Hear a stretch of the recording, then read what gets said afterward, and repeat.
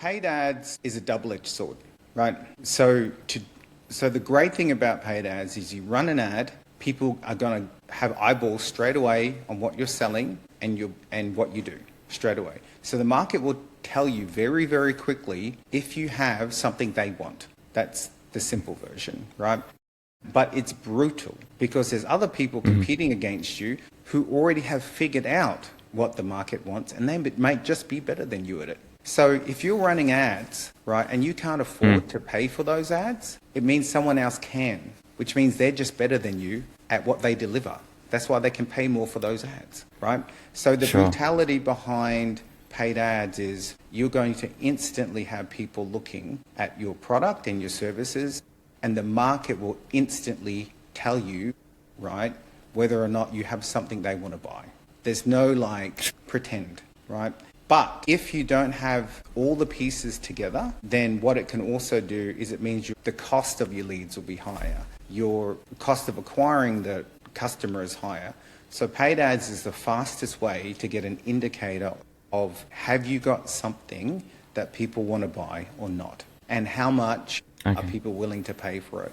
But if you don't have a good offer and people don't trust you, then you're going to pay a premium for that. So that's why if you really want to make everything work, the reason why paid ads doesn't work for a lot of people is because they don't have a good offer, they haven't priced right, they don't have the ability for people to buy it easy, they don't have a good sales team to convert the leads easy, and also they look untrustworthy. So you can't just go, okay, I'm just going to run like an ad for my half-baked product, which is not even that great, and expect everyone to just sign up and buy it because I like it, right?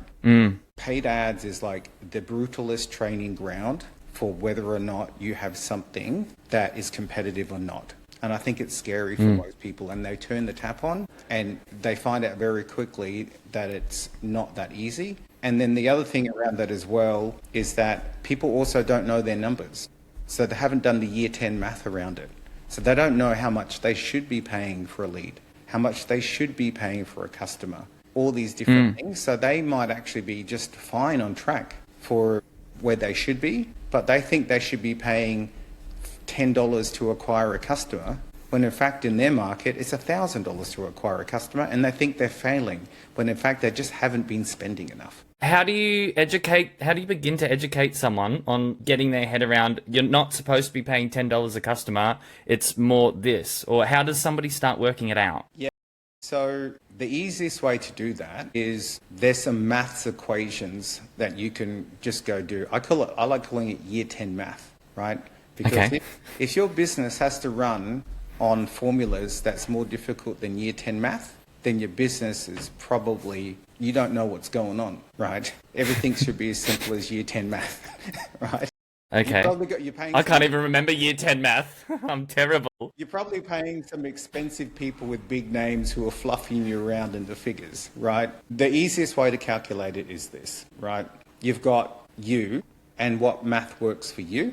And then you've got the market, right? And what math works for the market. And then you've got what math you should have, right? Which is a combination of what your math currently is and what the market's doing and what you need to get to so you can compete in that market. Those all three things need to align. But the easiest thing to do is start off with your math of where it is today. Then you compare it to the market on what people are currently paying for what you do and benchmarks, industry benchmarks. Then you've got to figure out how you can move closer from where you are to where industry benchmark is or better. That's it.